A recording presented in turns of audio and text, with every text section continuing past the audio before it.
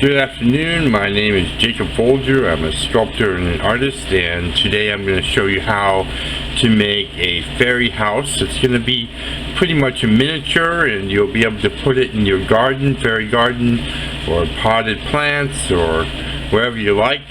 Or you can also keep it optionally on a tabletop or windowsill, that sort of thing. We're working with Polymer clay. The brand that I like is Sculpt 3.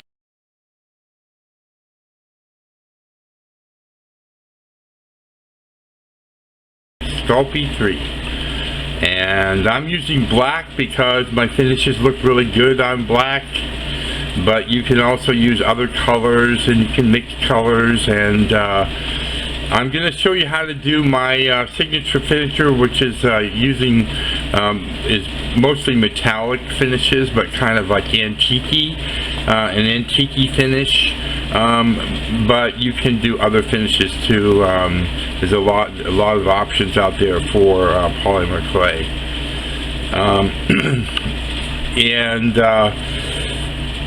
before you start, you do have to condition the clay. What I'm doing here right now is just kneading it. That's conditioning, gets all the ingredients working properly inside the clay.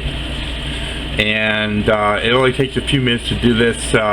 You basically do it until it's nice and soft and pliable and warm to the temperature of your hand. Okay, now we're going to go ahead and get started. I want to start off with a little ball of clay. I always start with a ball that's a stepping off point, because when you roll a ball like this, it makes the surface of the clay really smooth, and that's a good starting point. Now we're going to roll it to and fro like this, trying to keep it fairly uniform, going all the way up. And this is going to be kind of like a two-turret house with a really cool fairy house-like roof. So we do that. So it should look like that. And then just stand that up and set that off to the side here for a minute. We're going to make another little turret. Rolling a ball first to start off with to get rid of all those imperfections. Nice starting point. And then we're going to roll it to and fro like this. I actually would like that a little bit higher, a little taller, so I'm going to add a little clay. Roll it back into a ball. To and fro. I like it a little bit higher, and that should be close to right. Just want it to be fairly uniform. So I'm just sort of gently pressing it into the other turret. Like that.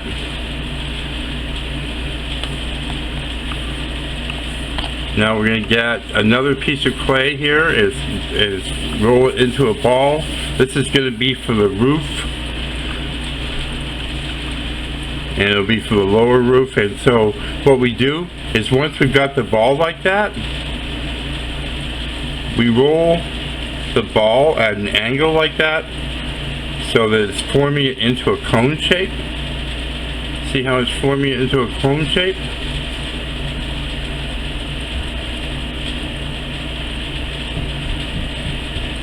And then we can flatten the bottom a little bit, flare it out by pinching it slightly.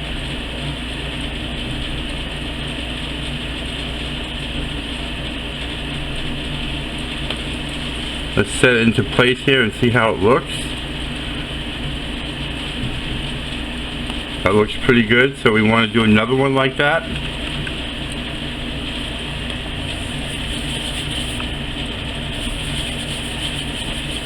We'll roll it into a cone shape. Just by keeping your hands at an angle, flaring out the bottom.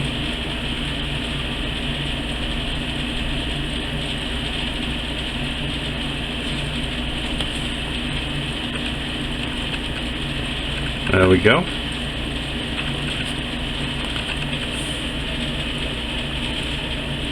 Now what we can do is bring this one out just a little bit and then curve it in to kind of give that fairy, you know, just like it's a kind of a cute fairy look like that.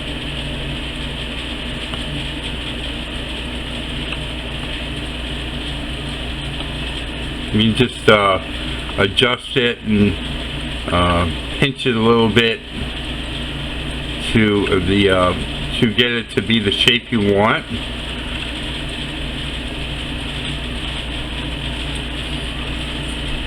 Okay.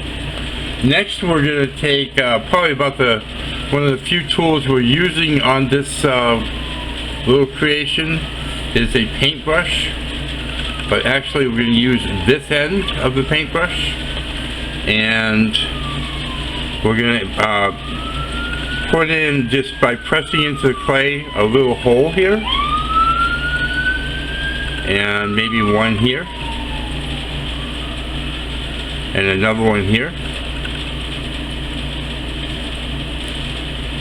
and then I'm going to put a door in this turret by holding the brush like this.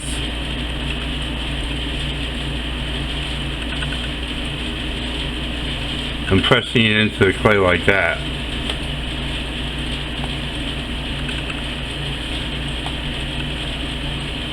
Now if you want to ensure that it can stand up on its own for sure without a problem, you can take a piece of clay about this big, maybe a little bit bigger, like that big, roll it into a ball, and roll it into a slight oblong shape like this, and then squeeze it, and creating like a little foundation for the house.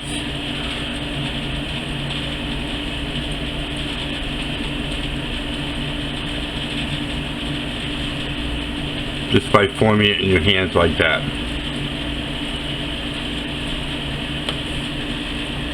You press it onto the table a little bit to flatten out the bottom. Set the house on top and just twist it into place like that.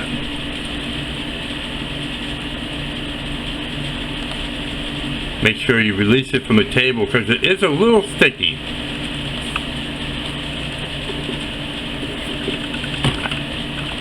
And make sure it can stand up okay. Now, optionally, if you want to put it in your garden, you can use some craft wire.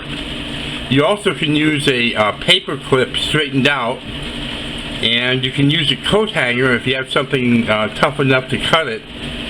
But if you want to use this craft wire, it's really pretty good. This is 16 gauge craft wire. This was $6.50 at the bead store.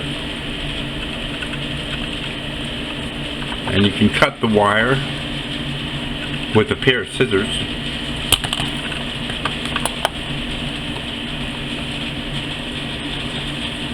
And you can stick it up in there like that, and that will be now pinned so that it can stand up in soil or potted plant or something like that.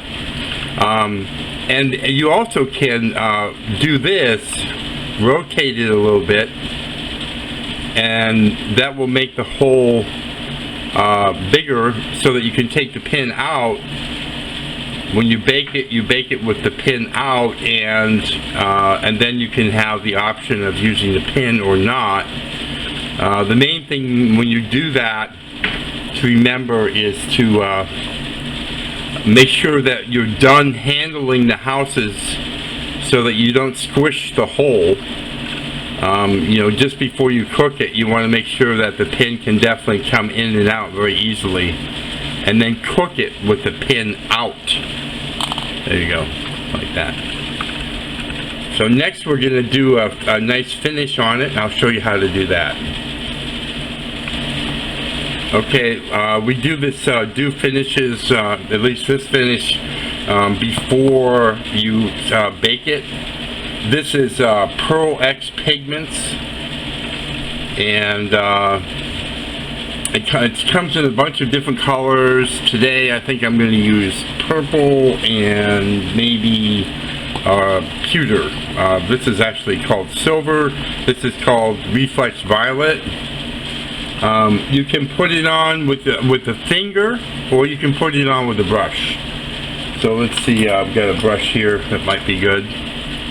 And you just dip it into the powder like this, and then kind of just tap it on the table like that. And I'm just going to paint the roof with it.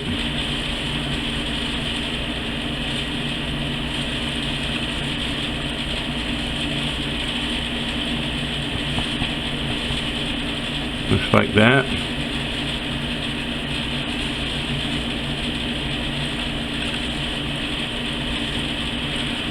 And like I say, there are other options for finishes, and you can look around, and of course you can use different colored clays.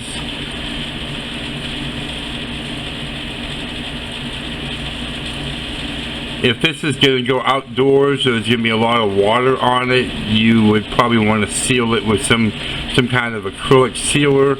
You don't want to use any kind of solvents on polymer clay, whether it's baked or not, because it will cause problems and cause the clay to be sticky and that sort of thing. Next I'm going to switch here to the pewter. I wipe the brush off on a cloth to get all the excess off of it. Dip it into the powder, dab it on the table like that, and then I'm going over it lightly. It's kind of an antique-y finish. I'm not looking to make it really bright, but more kind of old looking.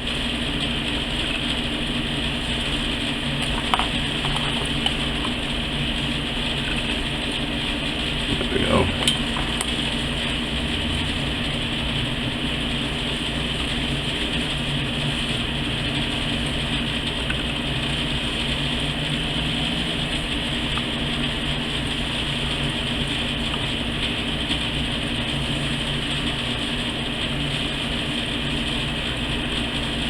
Yeah, it looks pretty. It's a pretty finish.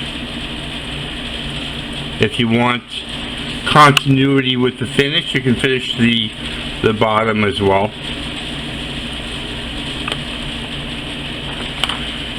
When you're done with your sculpture, even after you finish it, like I sort of forgot there, you should kind of turn the sculpture around and look at it really closely from all views.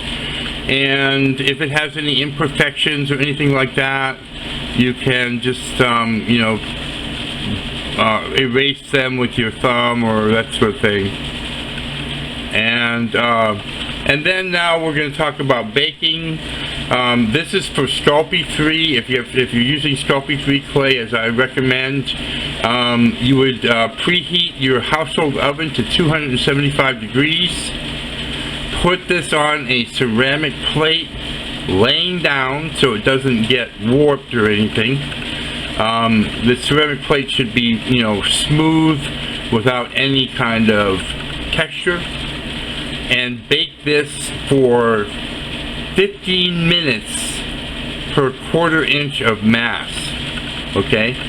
So this little house is about a 1/2 inch thick, so you would bake it for a 1/2 hour.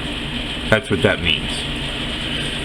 And that's basically how you make a little fairy house like this. I'm working on a series of these little houses. I did one earlier this morning. I looked for it.